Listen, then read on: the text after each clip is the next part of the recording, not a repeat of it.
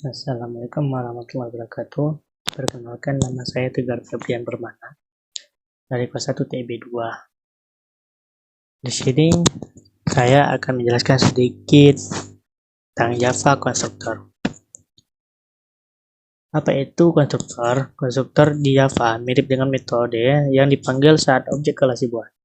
Tidak seperti metode Java atau metode, konstruktor memiliki nama yang sama dengan nama kelas dan tidak memiliki tipe pengembalian apapun.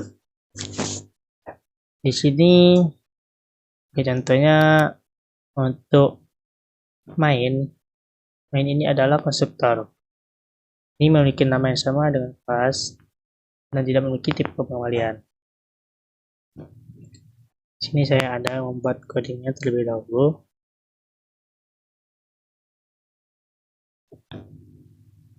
Di sini untuk konstruktornya, dan saya akan di sini saya ada menginisialisasi variabel nama. Di sini name saya buat.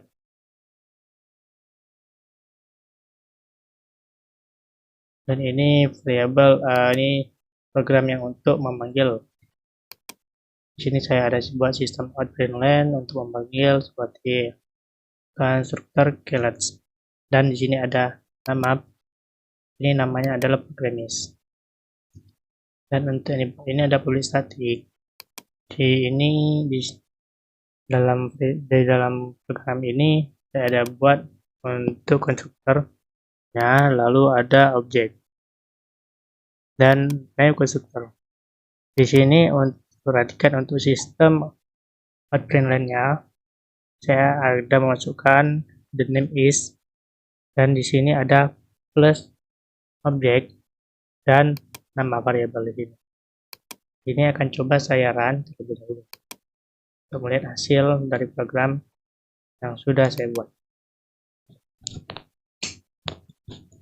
Ini tinggal proses. Ini dia untuk hasilnya. Untuk outputnya dia ada ini konstruktor kelet, dan di sini ada the name is programmis. Di sini untuk sampel kedua, di sini saya untuk sampel keduanya ada Java privat no arg atau argumen. Nah, di sini untuk konstruktor Java tanpa argumen ini mirip dengan metode konstruktor Java mungkin atau mungkin tidak memiliki parameter argumen. Sini untuk Java privat no argumen ini dia untuk konstruktornya tidak memiliki parameter. Jika di sini konstruktor tidak menerima parameter apapun, itu dikenal sebagai konstruktor tanpa argumen. Di sini sebagai contoh saya ada buat privat untuk main 2 ini adalah konstruktornya. Dalam program yang saya buat ini, saya membuat konstruktor di sini konstruktor main 2. Di sini konstruktor tidak menerima parameter apapun. Oleh karena itu dikenal sebagai konstruktor tanpa argumen atau no arg. Setelah konstruktor dideklarasikan sebagai privat, ini privat ya. Konstruktor tidak dapat diakses dari luar kelas.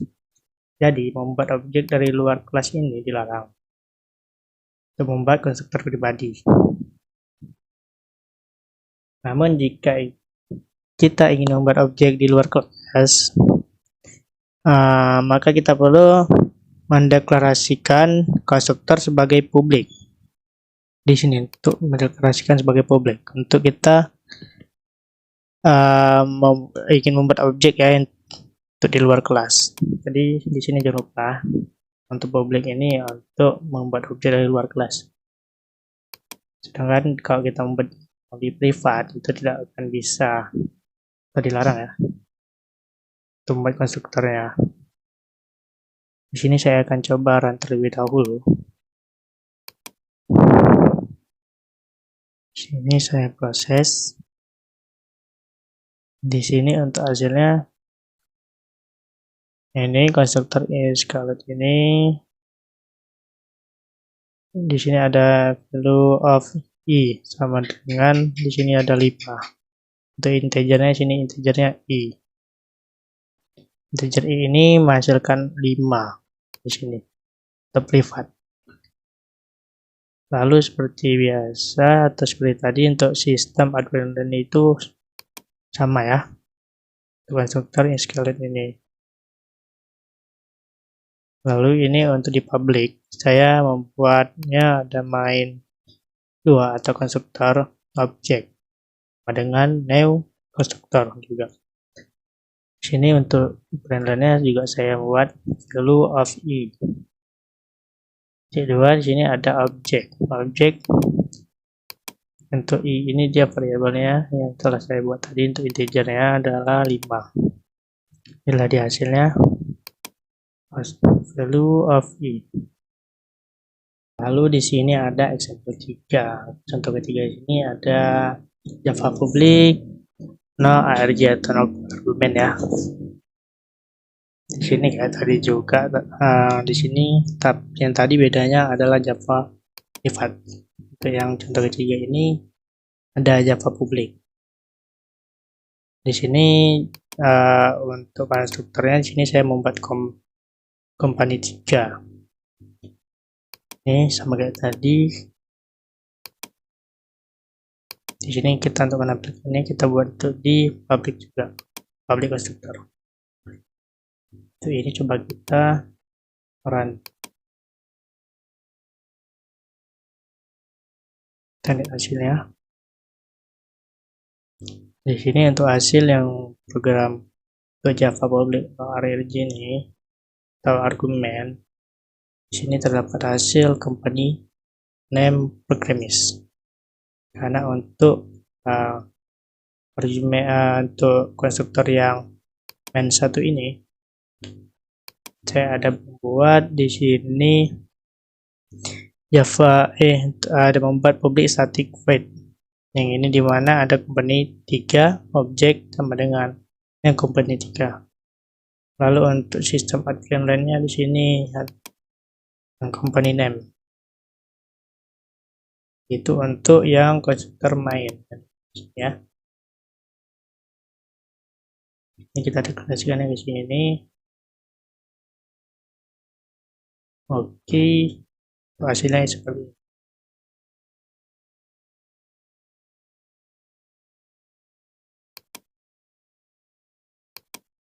Baik, di sini kita akan lanjut ke contoh yang keempat. Ini ada contoh yang keempat yaitu parameter konstruktor. Contoh sini konstruktor berparameter ya. Konstruktor Java ini juga dapat menerima 1 atau lebih parameter. Konstruktor tersebut dikenal sebagai konstruktor parameter atau konstruktor dengan parameter. Untuk contoh program yang sudah saya buat ini, di sini untuk konstruktornya saya tetap membuat main 4. Lalu di sini setelah membuat untuk konstruktornya main 4, karena di sini kan memakai juga public. Di sini juga saya akan memakai variabelnya list.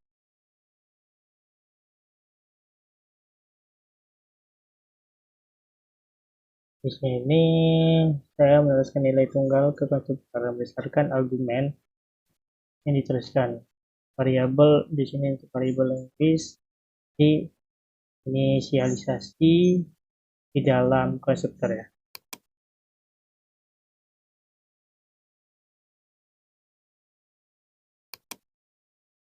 Ini mengambil satu parameter di konstruktor. Di sini saya akan coba run contoh yang keempat.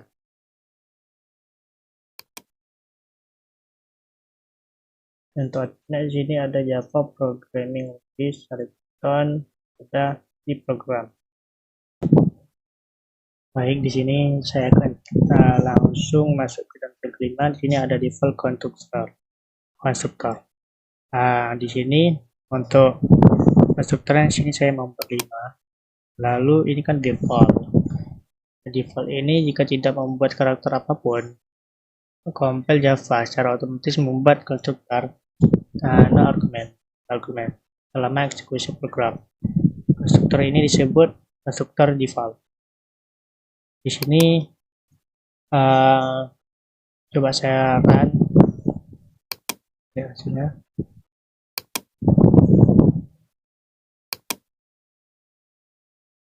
Di sini untuk hasilnya default value, di sini ada A 0, untuk B ada level 1. Nah, di sini saya belum membuat konstruktor apa-apa. Oleh karena itu, compile Java secara otomatis membuat konstruktor default. Ini default. Karena untuk yang ini saya belum ada membuat apa-apa. Untuk yang A sama yang B.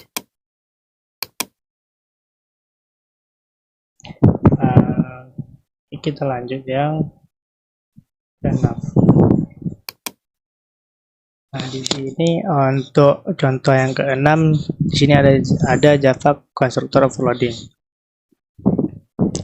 Overloading konstruktor Java. Di sini mirip dengan metode Java overloading. Di sini kita juga dapat membuat 2 atau lebih konstruktor dengan parameter yang berbeda. Ini disebut overloading konstruktor. Di sini untuk contoh ini saya memiliki 2 konstruktor, yaitu ada main6 dan ada juga main6 string linguist. Di sini kedua konstruktor menginisialisasi nilai bahwa variabel linguist dengan nilai yang berbeda. Nah, di sini saya akan coba untuk run terlebih dahulu. Di sini kita proses terminal hasilnya. Nah, ini dia untuk hasilnya. Di sini ada hasil programming linguist Java dan ada programming linguist Python.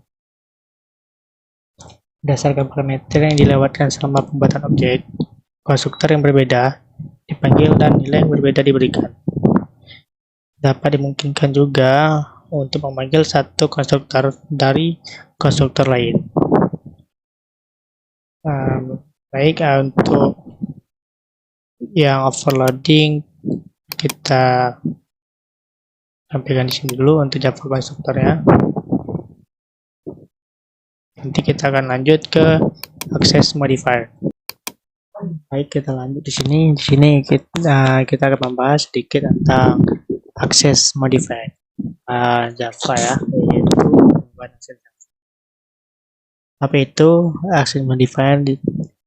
Di sini di access modifier pengubah data digunakan untuk mengatur aksesibilitas kelas, antarmuka, variabel, metode, konstruktor, mengatur data atau data member ya, dan metode penyetel. Di sini saya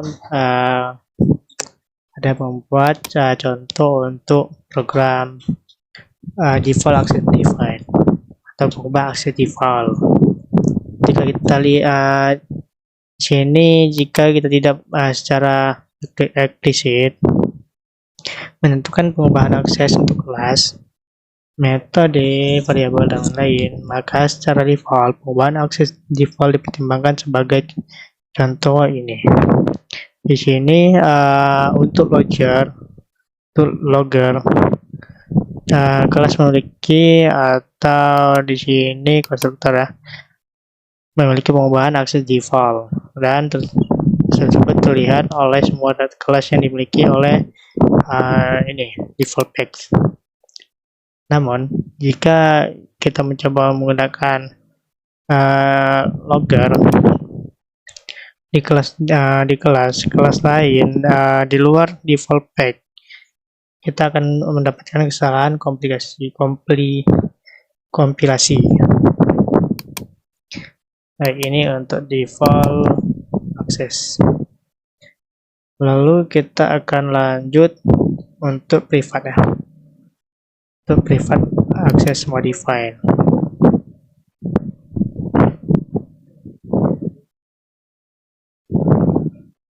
Di sini untuk privatnya itu, di sini ada data kelas ketika variabel dan metode deklarasi privat. Di privat, mereka tidak dapat diakses di luar kelas. Sebagai contoh, ini programnya ada saya buat. Di contoh ini, saya telah mendeklarasikan variabel pribadi bernama di sini name.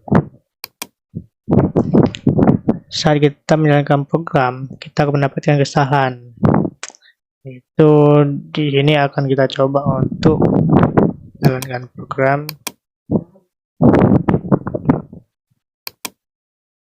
Nah, seperti ini ya. Kita akan mendapatkan kesalahan di sini. Kesalahan dihasilkan karena saya mencoba mengakses variabel pribadi dari data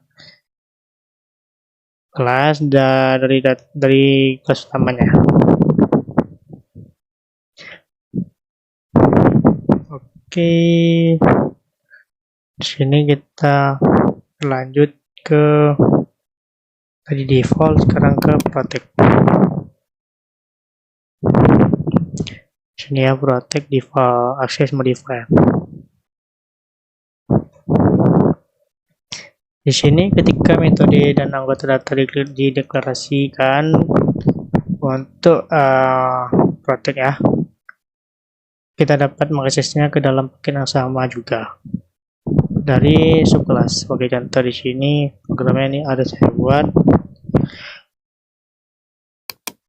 Di sini coba kita tes jalankan apakah dia bisa.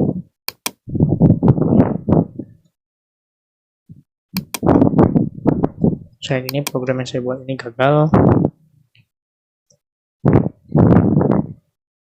Di dalam contoh ini saya memiliki metode yang dilindungi, pertama display.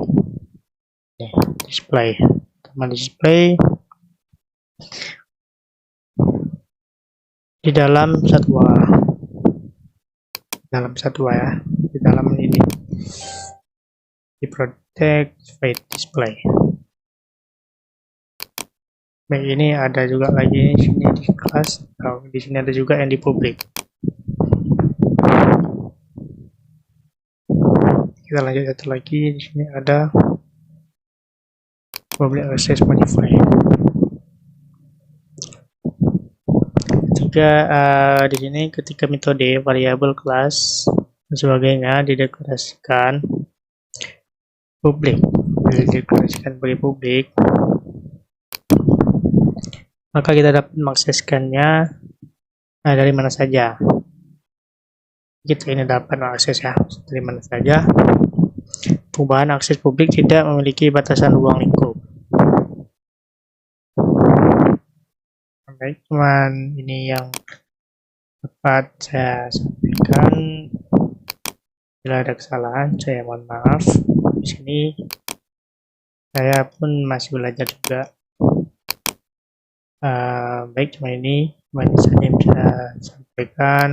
Lebih dan kurang saya mohon maaf.